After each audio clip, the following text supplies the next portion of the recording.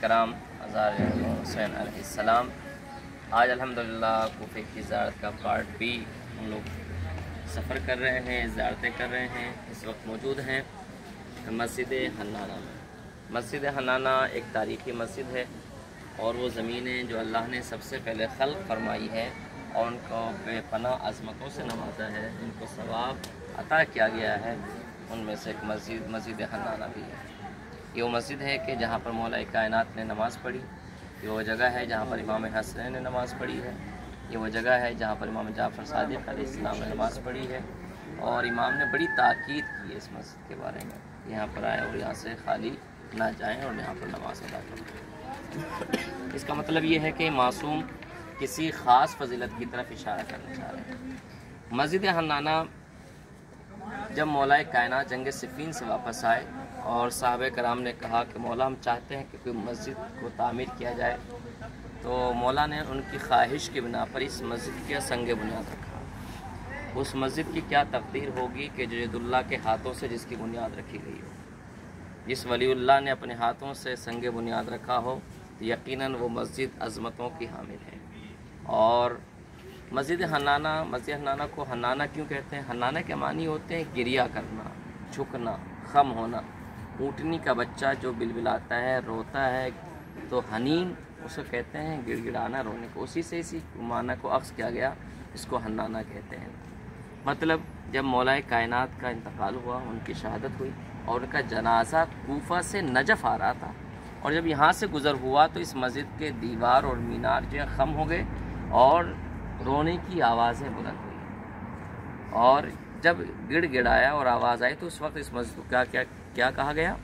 مسجد حنانہ، یعنی جس نے گریہ کیا ہو، جو خم ہو گئی ہو، چھپ گئی ہو۔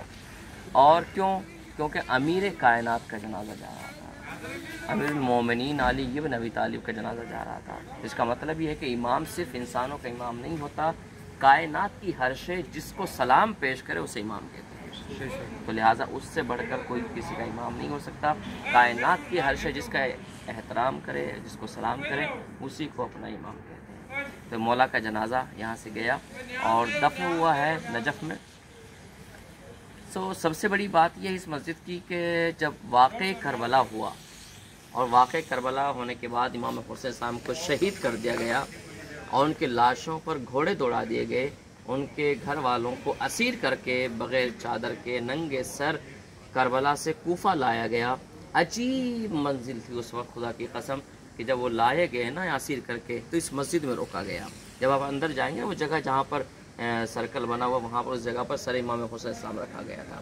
جب پوری رات گزر گئی، جناب زینب نے کہا اے بیٹا سید سجاد، خیریت تو ہے کہ پوری رات گزر گئی، ہم تھکے ہوئے ہیں، کربلا سے کوفہ کا یہ سفر طے کر کے آئے ہیں اور بے کجاوا اونٹوں پر بٹھا کے ہمیں لایا گیا، ہمارے ہاتھ پسے گردن باندھے گئے ہیں، ہمارے گودیوں میں بچوں کو بٹھا دیا گیا اور اونٹوں کو اس طریقے سے دوڑایا گیا کہ جب بچے ماں کی آغوش سے گرے ہیں تو ماں تڑپتی رہ گئی اور بچے بلکتے ہوئے زمین پر گرے ہیں۔ ایک آواز تو آئی اماں، میں زمین پر گرا، لیکن جیسے ہی قدم اس سواری کا اونٹ کا سینے پر رکھا تو بچے کی آواز وہیں پر ختم ہو گئی۔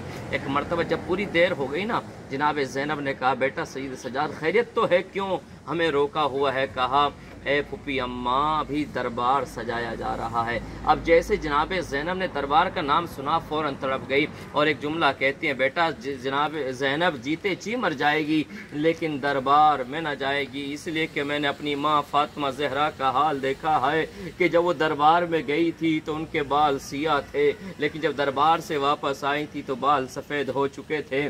اے بیٹا سید سجاد، جب میری ماں فاطمہ زہرا دربار میں گئی تھی تو اپنے قدموں پر چل کر گئی تھی، لیکن جب دربار سے واپس آئی تھی تو ایک طرف سے حسن نے سنبھالا ہوا تھا، دوسری طرف سے حسین نے سنبھالا ہوا تھا۔ ایک مرتبہ سید سجاد نے جیسے جملے سنے نا فوراً رونے لگے اور کہا پھوپھی اماں ذرا بابا کے سر کو تو دیکھیے، کیا دیکھا کہ حسین کے آنسو جاری ہیں، آنکھیں بھیگی ہوئی ہیں۔ بہن زینب، تمہیں دربار میں بھی جانا ہوگا، تمہیں بازاروں میں بھی جانا ہوگا، اس لیے کہ میں نے تمہاری چادر کی قربانی نانا کے دین کو بچانے کے لیے دی ہے۔